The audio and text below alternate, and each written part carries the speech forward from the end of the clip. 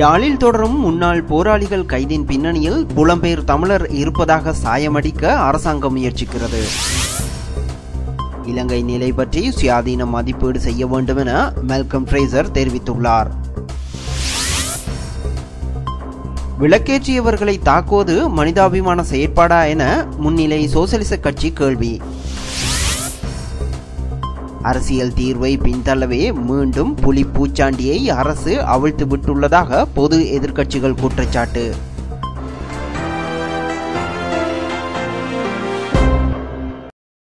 இனி விரிவான செய்திகள். யாழ்குடா நாட்டில் தொடர்ந்து முன்னாள் போராளிகள் கைது செய்யப்பட்டு வரும் நிலையில் அவர்களின் பின்னணியில் புலம்பெயர் புலிகள் இருப்பதாக சாயமடிக்கும் நடவடிக்கைகளை இலங்கை அரசு தொடங்கியுள்ளது. குறிப்பாக வல்வெட்டி துறையில் கடத்தப்பட்ட நிலையில் பின்னர் கைது செய்யப்பட்டதாக பயங்கரவாத குற்றப்புலனாய்வு பிரிவினரால் ஏற்றுக்கொள்ளப்பட்ட பாடசாலை மாணவன் கூட அவ்வாறே செயற்பட்டதாக தகவல்களை கசியவிட அரசு முற்பட்டுள்ளது. குறிப்பாக இத்தாலியிலிருந்து சில நபர்கள் அனுப்பிய 25,000 ரூபாவிற்காகவே கொடியேற்றியதாக குற்றச்சாட்டுகள் எழுப்பப்பட்டிருந்தது. அத்துடன் கொழும்பு சென்றிருந்த நிலையில் கடத்தப்பட்ட மற்றும் ஒரு முன்னாள் போராளியும் அதே சாயமடிக்கப்பட்டு இக்குற்றச்சாட்டு வலயத்திற்குள் கொண்டு வரப்பட்டுள்ளார். தொடர்ச்சியாக கைது செய்யப்பட்டு வரும் முன்னாள் போராளிகள் கூட கிடைத்த சந்தர்ப்பத்தை பயன்படுத்தி சிக்க வைக்கப்பட்டு வருபவர்களாகவே இருப்பதாக தொடர்புடைய தரப்புகள் கூறுகின்றன. பெண் போராளி ஒருவரது தலைமையில் இவர்கள் கூட மாவீரர் தின அனுஷ்டிப்பில் ஈடுபட்டவர்கள் என சாயமடிக்கப்பட்டுள்ளனர். ஆனாலும் இவர்களுள் கணிசமானோர் மாதாந்தம் மற்றும் வாராந்தம் விசாரணைகளுக்குள் வராதவர்கள் எனவும் அதனால் சீற்றம் கொண்டு புலனாய்வு பிரிவினரால் இவ்வாறு சிக்க வைக்கப்பட்டுள்ளதாகவும் கூறப்படுகிறது.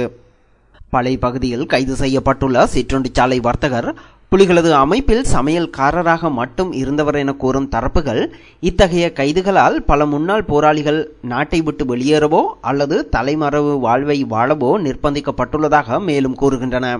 இந்நிலையில் நேற்று முன்தினம் மட்டும் யாழ்ப்பாணத்தில் 17 முன்னாள் போராளிகள் கைது செய்யப்பட்டுள்ளனர். இவர்களில் அச்சுவேலி போலீஸ் பிரிவைச் சேர்ந்த 15 பேரும் கோப்பாய் போலீஸ் பிரிவைச் சேர்ந்த 2 அடங்கியுள்ளனர். எனினும் இவர்கள் எங்கு தடுத்து வைக்கப்பட்டுள்ளார்கள் என்ற தகவல்கள் இதுவரை வெளியாகி இருக்கவில்லை. இதனிடையே பல்கலைக்கழக மருத்துவபுட மாணவர்களை இராணுவ புலனாய்வு பிரிவினரிடம் ஒப்படைத்ததாக கடும் விமர்சனத்துக்குள்ளாகியிருக்கும் மருத்துவ பீடாதிபதி பாலகுமாரன் மற்றும் பீடாதிபதி வேல்நம்பி ஆகியோர் வவுனியாவிற்கு விஜயம் செய்து தடுத்து வைக்கப்பட்டுள்ள மாணவர்களை பார்வையிட்டு திரும்பியுள்ளனர். இலங்கை நிலைமைகள் குறித்து சுயாதீன மதிப்பீடு செய்ய வேண்டும் என முன்னாள் ஆஸ்திரேலிய பிரதமர் மெல்கம் ஃப்ரேசர் தெரிவித்துள்ளார். படகு மூலம் புகலிடம் கோரும் இலங்கை தமிழர்கள் நாடு கடத்தப்பட்டதன் பின்னர் துன்புறுத்தப்பட்டார்களா என்பது பற்றி விசாரணை நடத்தப்பட வேண்டும் என அவர் குறிப்பிட்டுள்ளார். இந்த விசாரணைகளின் மூலம் தமிழர்கள் துன்புறுத்தப்படுவது நிரூபிக்கப்பட்டால் படகு பயணிகளை நாடு கடத்தும் நடவடிக்கை நிறுத்த வேண்டும் என அவர் தெரிவித்துள்ளார். அவ்வாறான ஒரு சூழ்நிலையில் சர்வதேச சமூக நடவடிக்கை எடுக்க வேண்டியது அவசியம் என ஆஸ்திரேலியாவின் முன்னாள் பிரதமர் மெல்கம் ஃப்ரேசர் தெரிவித்துள்ளார். இனவாதத்தை தூண்டி தனது அரசியல் இருப்பை உறுதி செய்ய அரசாங்கம் எடுக்கும் முயற்சியானது நாட்டின் எதிர்கால இருப்புக்கு நன்மையை ஏற்படுத்தாது என முன்னிலை சோசலிச கட்சியின் அரசியல் சபை உறுப்பினர் துமிந்த நாகமு தெரிவித்துள்ளார். பல்கலைக்கழக மாணவர்கள் மீது பயங்கரவாதிகள் என்ற முத்திரையை குத்தி பல்கலைக்கழக வளாகங்கள் மீட்கப்பட்ட பிரதேசங்கள் என நினைத்து அரசாங்கம் செயற்பட்டு வரும் விதம் இதனை உறுதிப்படுத்தியுள்ளதாக அவர் கூறியுள்ளார். ஆர்ப்பாட்டத்தில் ஈடுபட்ட யாழ் பல்கலைக்கழக மாணவர்கள் மீது காவல்துறையினர் தாக்குதல் நடத்தினர்.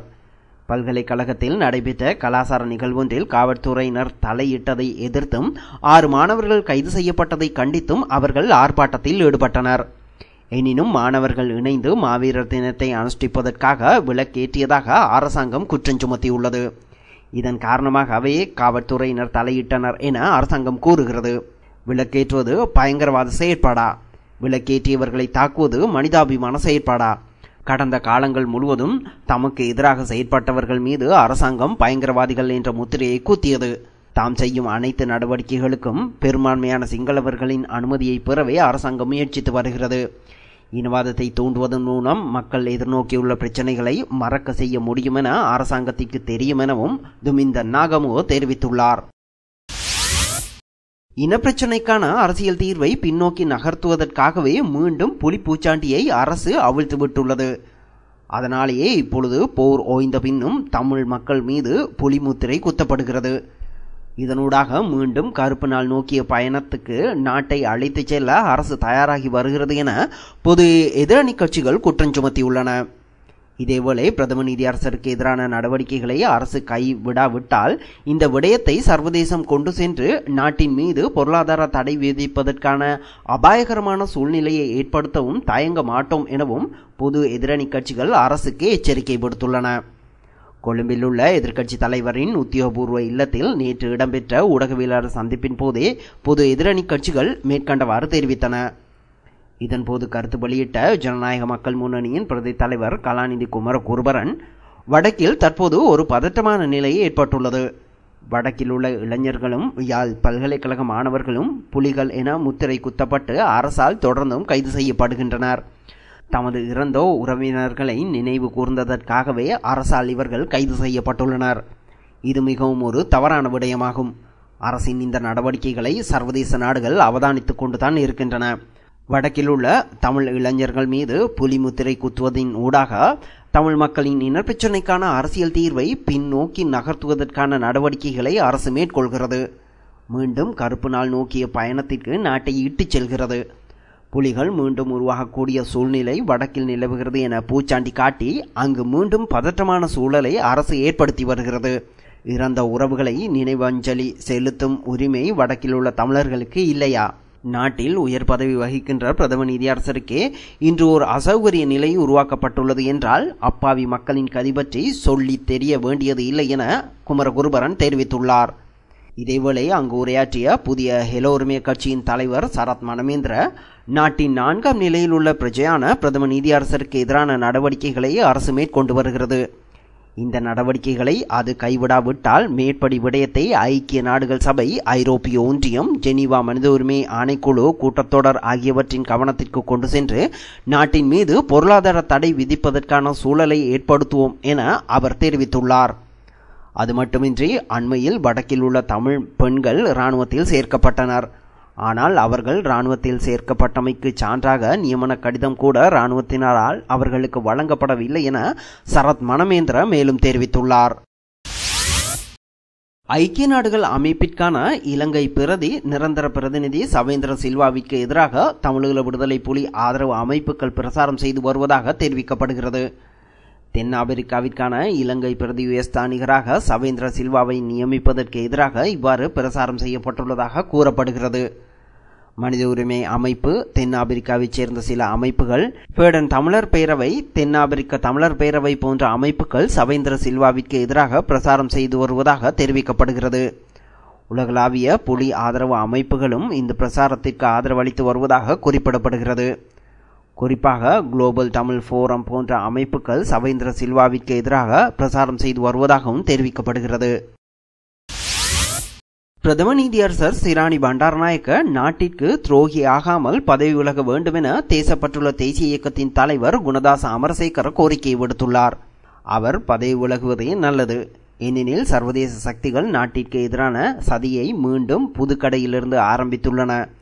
அத்துடன் குற்றவியல் பிரேரணையும் தெரிவுக்குழு விடயமும் அரசியலமைப்பிற்கு உட்பட்டவாறு சட்ட ரீதியாகவே இடம்பெற்றுள்ளது எனவும் குணதாச அமரசேகர சுட்டிக்காட்டியுள்ளார். இருப்பினும் தெரிவுக்குழுவில் நடைபெற்ற விசாரணை எந்த அளவிற்கு நியாயமானது என தெரியாது. இதற்கான பதில் பாராளுமன்றத்தில் முன்வைக்கப்பட உள்ள விவாதத்தின் போது தெரிய வந்துவிடும் என அவர் குறிப்பிட்டுள்ளார். தேசப்பட்டுள்ள தேசிய இயக்கத்தின் விசேட செய்தியாளர் மாநாடு நேற்றைய தினம் சௌசிரி பாயவில் நடைபெற்ற போது குணதாச அமரசேகர இதனை தெரிவித்தார். வடக்கில் நந்திக்கடலில் உருவாக்க திட்டமிட்டு தோல்வி கண்ட தமிழீழத்தை புதுக்கடை மூலம் வெற்றி கொள்ள தீர்மானித்துள்ள தமிழ் தேசிய கூட்டமைப்பின் நோக்கத்திற்கு நாட்டை நேசிக்கும் எவரும் இடமளிக்கப் போவதில்லை என ஜாத்திக ஹெலோ உரிமையவின் மேல் மாகாண அமைச்சர் உதய கம்மம்பில தெரிவித்துள்ளார். தேசிய சர்வதேச ரீதியில் இத்தகைய அழுத்தங்களை எதிர்கொள்ள நேரிட்டாலும் நாட்டை மீட்டு தந்த தலைவர் ஜனாதிபதி மஹிந்த ராஜபக்சவை தனிமைப்படுத்த எடுக்கப்படும் அனைத்து நடவடிக்கைகளையும் உயிரை கொடுத்தாவது நிறுத்துவதற்கு நாட்டு மக்கள் தயாராக உள்ளதாகவும் அவர் தெரிவித்துள்ளார். மின்வங்கொடையில் நேற்று ஜனாதிபதி தலைமையில் நடைபெற்ற நிகழ்வொன்றில் கலந்து கொண்டு உரையாற்றும் போதே அவர் இதனை தெரிவித்தார். அங்கு தொடர்ந்து உரையாற்றிய மாகாண அமைச்சர் கம்மாம்பில, தேசிய சர்வதேச ரீதியில் நாட்டுக்கு எதிராக பல சூழ்ச்சிகள் மேற்கொள்ளப்பட்டு வரும் வேளையில் நாட்டு மக்கள் அனைவரும் ஜனாதிபதியுடனே உள்ளனர். இது எமக்கான பெரும் பலமாகும். நந்திக்கடல் கலப்பில் பிரபாகரனின் போராட்டத்திற்கு தீர்வு கண்டமை நாட்டில் பயங்கரவாதத்திற்கு மட்டுமின்றி பிரிவினைவாதத்திற்கும் வைக்கப்பட்ட முற்றுப்புள்ளியாகும். நீதித்துறை உட்பட பல்வேறு துறைகள் மூலம் மேற்கொள்ளப்படும் அழுத்தங்களுக்கு இந்த அரசாங்கம் ஒருபோதும் சளைக்க போவதில்லை எனவும் உதய கம்மன்பில மேலும் தெரிவித்துள்ளார். பிரதம நீதியரசர் சிராணி பண்டாரநாயக்கவிற்கு எதிரான 4 குற்றச்சாட்டுகளில் அவர் குற்றவாளி என விசேட விசாரணை தெரிவுக்குழு தீர்மானித்துள்ளது. விசேட தெரிவுக்குழு 5 குற்றச்சாட்டுகள் குறித்து விசாரணை நடத்தியதுடன் 3 குற்றச்சாட்டுகள் நிரூபிக்கப்பட்டுள்ளது. அத்துடன் அவற்றில் 2 குற்றச்சாட்டுகளை உறுதிப்படுத்த போதிய சாட்சியங்கள் இல்லை என தெரிவுக்குழு தெரிவித்துள்ளது. நிரூபிக்கப்பட்டுள்ள 3 குற்றச்சாட்டுகள் பிரதம நீதியரசரை பதவியிலிருந்து நீக்க போதுமான பாரதூரமான குற்றச்சாட்டுகள் எனவும் தெரிவுக்குழு முடிவு செய்துள்ளது. பிரதம நீதியரசருக்கு எதிராக 14 குற்றச்சாட்டுகள் சுமத்தப்பட்டதுடன் அவற்றில் 5 குற்றச்சாட்டுகள் குறித்து மாத்திரமே விசாரணை நடத்தப்பட்டது. இவற்றில் பிரதம நீதியரசர் குற்றம் செய்துள்ளார் என்பதை நிரூபிக்க போதிய சாட்சியங்கள் இருப்பதாக அமைச்சர் நிமல் சிறிபாலடி சில்வா தெரிவித்துள்ளார். இத்துடன் செய்திகள் நிறைவடைந்தன. விரிவான செய்திகளுக்கு globaltamilnews.net எனும் இணையத்தை பார்வையிடுங்கள். வணக்கம்.